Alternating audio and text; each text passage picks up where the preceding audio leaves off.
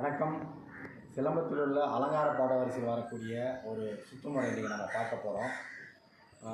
தொடர்ந்து சிலம்பக்கலை வளர்ச்சிக்காக பல வீடியோக்களை கொடுத்து உலகத்தில் உள்ள தமிழ் சொந்தங்கள் அனைவரும் சிலம்பக்கலை பயின்று நம் தமிழுக்கு பெருமை சேர்க்க வேண்டும் என்பதற்காக தான் நாங்கள் தொடர்ந்து பாடுபட்டு வரோம். அந்த வகையில் இன்றைக்கி நடுவில் பிடித்து செய்யக்கூடிய ஒரு பாடத்தை பார்க்க போகிறோம். முன்னதாக நடுவில் பிடி இதெல்லாம் நம்ம முன்னாடியே தனித்தனி பாடமாக பார்த்துட்டோம். அதோடைய தொடர்ச்சியாக இரட்டை கைகளில் செய்யக்கூடியது.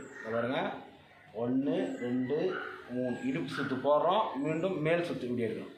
இதனால இதை நம்ம தனிப்பட்ட பயிற்சியாக வலது பக்கம் செஞ்சோம். அடுத்தது இடது பக்கம். இது எல்லாமே நம்மளுடைய காணொலியில் முன்னாடி நன்கு கொடுத்தாச்சு. அதே பாடத்தை இப்போது இரட்டை கைகளை பயன்படுத்தி எப்படி செய்வது என்பது தான் பார்க்க போகிறோம். அதற்கு முன்னாடி இந்த காணொலியை பார்த்து நீங்கள் முன்னாடியே செய்ததை நினைவு கூறுவதற்காக தான் நான் செய்துக்கிறேன். இது வலது கைக்கு, அடுத்தது இடது கை. இப்படி பல முறை நம்ம செய்து பழகினதுக்கு அப்புறம் இரட்டை கம்பை பயன்படுத்தி எப்படி செய்வது என்பதை பார்க்க போகிறோம். சமநிலைக்கு வாங்க. முதல்ல ஆரம்ப கட்டு இடுப்பு பக்கம் செய்து அந்த சிறு சுத்தம் செய்யணும். இடுப்பு பக்கம் மட்டும் அந்த சுத்தம் செய்யணும். இது ஆரம்ப கட்ட பயிற்சியாக நம்ம முன்னாடியே போட்டிருக்கோம். இது போல் நிறையா செய்யணும். செய்ய தான் பாடம் வரும். அடுத்த சுற்று இடுப்புக்கு முன்னும் பின்னும் கையை பரண்டு வருது பாருங்கள். இதில் 3 வகையான சுற்று. அரை சுற்று, மேல் சுற்று, பின்னாடி ஒரு சுற்று, முதுகு பக்கம் சுற்று. அடுத்தது அதை மாற்றி 3 சுற்றுகளாக செய்யும். நன்கு உற்று கவனித்திருக்கலாம், புரியும் அந்த கை சுற்று எப்படி போகுது. சிலம்பக்கலையில் ஏகப்பட்ட பாடங்கள் கொட்டி கிடக்கு.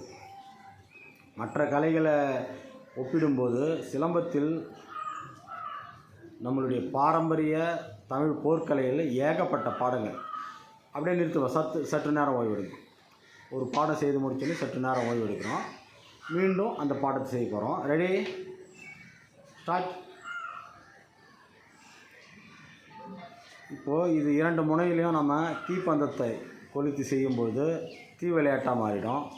அதே அடுத்த பாடம் 2 ரிப்பன் நூலை கட்டி செய்யும்போது அது பார்ப்பதற்கு வளைந்து பூப்பந்து போல் இருக்கும்.